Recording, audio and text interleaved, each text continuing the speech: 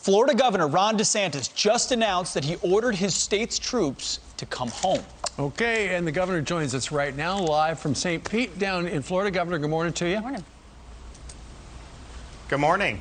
You know, a lot of people have looked at those images of these people who, the National Guardsmen, who have been in our nation's capital to make sure that the inauguration was nice and secure, and they were sleeping on the floor of the Capitol, and then somebody kicked them out and said, go sleep in the garage, nap-wise, during your breaks. I know you were infuriated, and that's why you officially called people back last night, and it was announced this morning. Yeah, that's right, Steve. I mean, these folks are soldiers. They've served our country all around the world. They've served our state of Florida after natural disasters. They're serving right now, helping with vaccinating senior citizens, and they've been on the front lines of the COVID fight.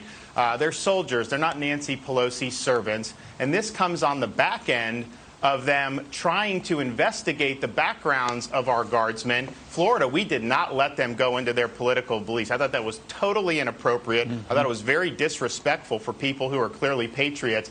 So this is a half-cocked mission at this point, and I think the appropriate thing is to bring them home. Yep. So, Governor, as far as the vaccine is concerned, there are so many New Yorkers. All of us have friends that have moved down to Florida, are temporarily living down there and Zooming their kids with school because they want to be in the sunshine. And you've done, you're opening everything up. So they're loving it down in Florida. But we talked about it on air one day that you were allowing people from other states to get the vaccines there. And I called a friend in Florida. Just fly down from New York, fly from Canada, fly from South America. There are a lot of those. People were doing that. That's totally not true. That's totally not true. So we've done about 1.3 million. Yeah, we've done about 1.3 million reported vaccine shots, probably hundreds of thousands of more because there's a reporting lag.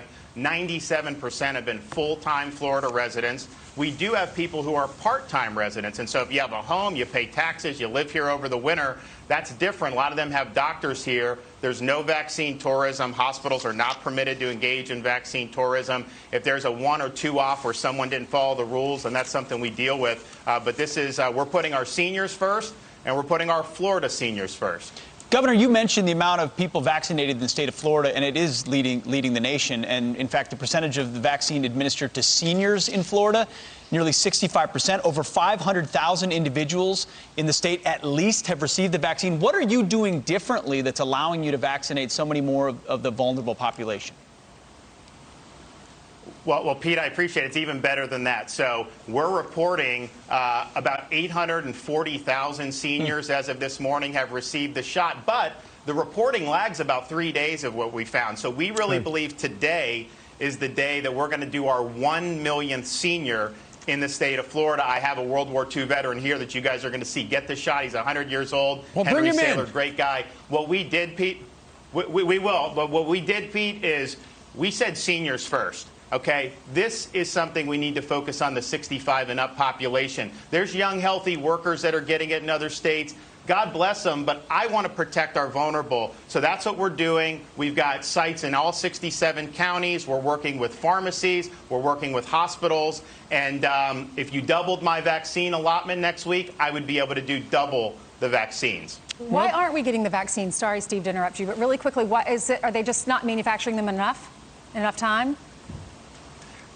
Yeah, look, I mean, I think the federal government, when they get them, they send them. But I think we thought we'd be getting a little bit more by now. I'm getting about 266,000 a week. For example, Ainsley, last week, the full week, Monday through Sunday, we did 405,000 shots. And so I'm now doing more shots in a week than I'm getting replenished for. And so if we don't start to see increases in the supply, then you will actually see fewer vaccines done on a daily basis. Although we do got one right here. Are you guys ready to see? Let's bring in Henry Saylor. Okay.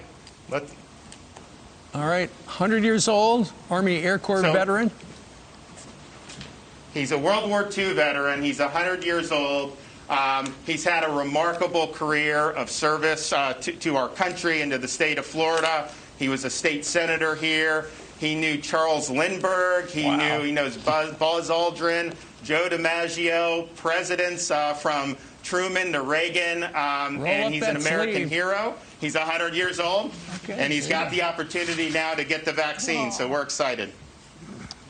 And we do believe this is the 1 millionth senior which the reporting will bear out over the next couple days. Oh, there it goes. Okay.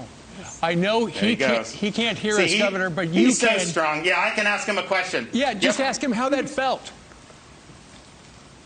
Hey, Henry, how did that feel? I didn't feel a thing. Okay.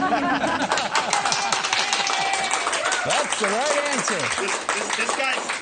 This guy's still got some guns. I mean, he came in, showed that. Let me tell you, 100 years old. I watched every lady look at him. This is a handsome individual, and people know it. So great. Well, we agree, great job. Governor. If you would, please pass our thanks to Henry for his service. And what does it mean to him to get the vaccine? Yeah.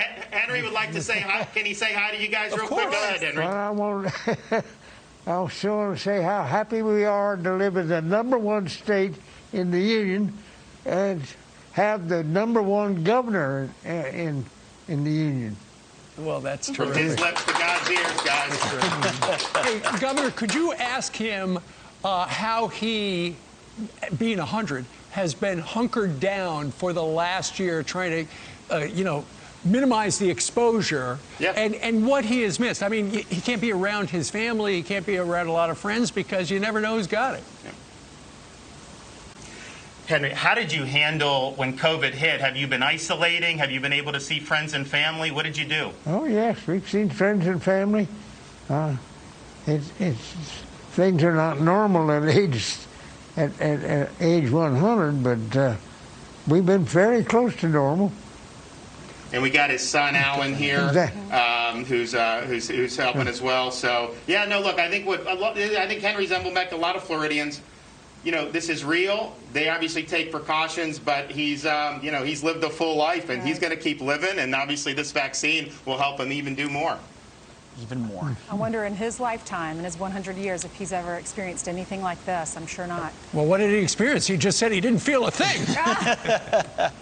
Well, Governor, thank Henry on our behalf for his service and for showing the world. They say his thank you for your service it. and thanks for doing this.